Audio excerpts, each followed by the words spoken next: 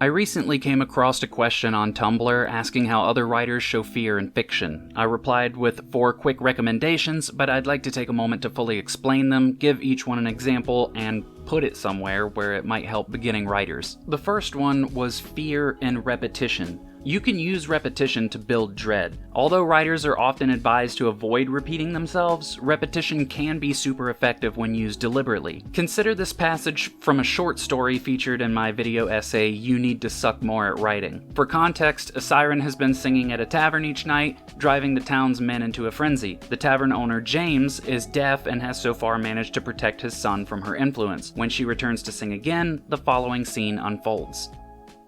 She was at the door again tonight, knocking.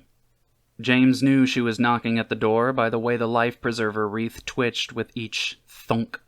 He knew it was her by the way his patrons all turned to stare. He knew it was her by the way a grotesque hunger flashed in the eyes of the men. He knew it was her by his son's uneven steps as he shuffled to the door and slid the bolt shut. He knew it was her by the way Graff slid a knife from his boot. He knew. And he would know it was her when the men stepped over his son's corpse to unbolt the door. Now, I could state the events more directly, but the repetition does give the dread time to settle. Each recurrence of he knew it was her reinforces the siren as the approaching threat and lets me escalate the scene by linking each new development to her presence rather than just listing out what happens.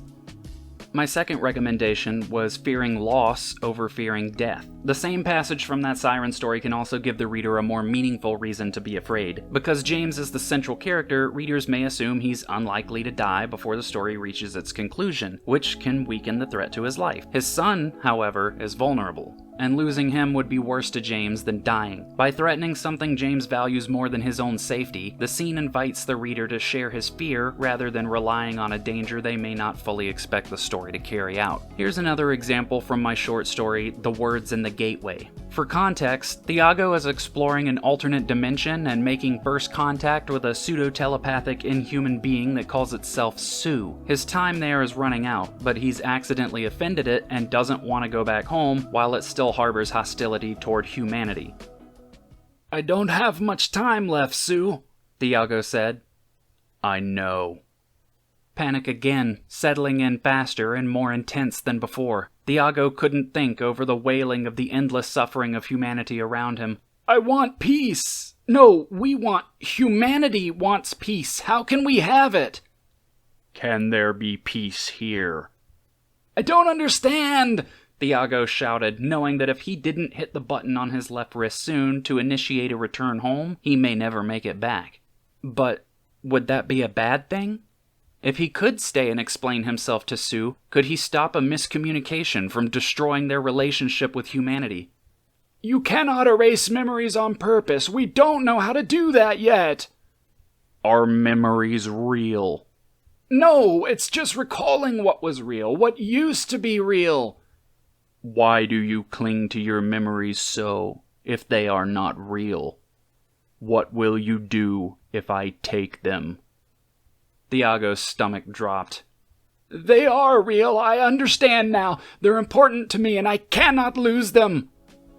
In this passage, Thiago stopped caring whether he survives. His deeper fear is that he may have accidentally doomed humanity. Even when the threat becomes personal, he's not afraid for his life, he's afraid for the loss of his most cherished memories. Characters often have something they would rather die than lose. Threatening a deeply important loss can create a stronger fear than just putting your character in mortal danger. The third tactic is using the physical effects that fear has. So fear's not just an emotion, it also produces physical and cognitive responses that can be reflected in a character's behavior. One resource I find especially useful is The Emotion Thesaurus, a writer's guide to character expression by Angela Ackerman and Becca Puglisi. Its entry on fear is extensive, so rather than reproduce it, I'll just highlight a few examples. Physical signs. The face turning ashen, white, or pallid. Body odor and cold sweats. Leg muscles tightening as the body gets ready to run. Gripping something so hard one's knuckles turn white. Pleading with or talking to oneself. Internal sensations. Shakiness in the limbs, causing increased clumsiness. The sensation of one's hair lifting on the arms and nape of the neck. Hypersensitivity to touch and sound. Mental reactions. the sensation of things moving too quickly to process, jumping to a course of action without thinking things through, mistrusting one's own judgment when it comes to safety and security. This book also has long-term responses to fear, signs the emotion is being suppressed, and even has other whole separate sections on paranoia, terror, and dread. Here's another example from my short story, The Sourceless Fear. For context, the character is climbing a ladder toward the scuttle hatch leading into his attic. Something inside radiates an overwhelming sense of fear that intensifies with every rung. When asked to explain what the experience feels like, he responds like this. In my memory, I climb the stepladder's first rung, one of 6, and a wave of chills flows through me.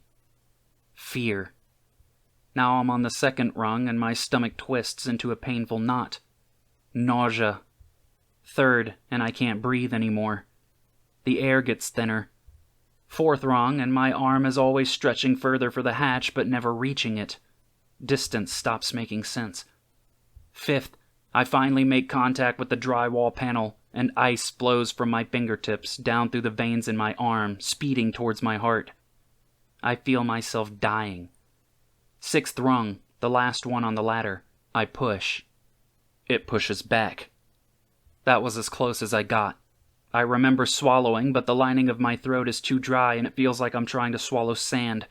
I take an involuntary step down the ladder and never go back up again. It's terror, I tell Sheridan. Pure terror. Sometimes, withholding an answer can make fear more effective. There is a careful balance, however. Some readers may resent a story that withholds too much, while others may be disappointed if the eventual explanation is less frightening than what they imagined it would be. Here's another example from the same short story, The Sourceless Fear. For context, a reporter named Sheridan is interviewing the main character about the attic. You remember, the one that radiates fear? She's trying to find out what's inside, but the main character doesn't know because he can never push himself hard enough to go in. Beginning with Sheridan's response after he describes the attic as containing pure terror, the exchange continues. Of what? Is something inside? Hell if I know, I said. I can't get in. No one can. Or I guess, maybe no one can get out. Maybe it keeps something in. It sounded ominous in my head, but when I said the words out loud, I just felt stupid. Hysterical. It doesn't really matter. The bottom line is that we can never know what's in there because no one can pass the threshold, I guess. An image flashed through my mind, a picture of Liam, of how he looked the last time I saw him alive. I started to get nauseous. Except Liam, but it's not like you can ask him what was in there.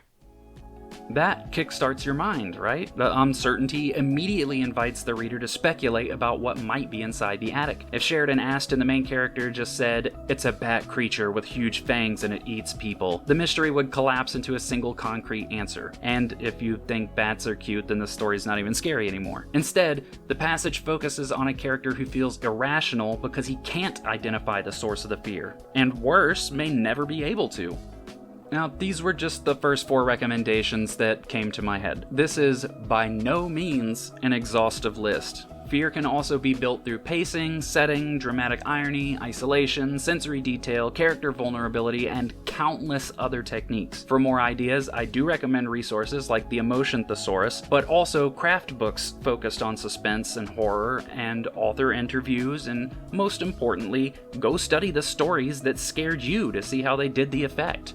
And if you want a fun, personal way to explore these ideas, watch a horror movie. Something super scary late at night when you're alone, in the dark. Keep the Notes app open on your phone and write down or record how you feel when you're most scared and tense. Then you can use that as source material to explain how your characters feel.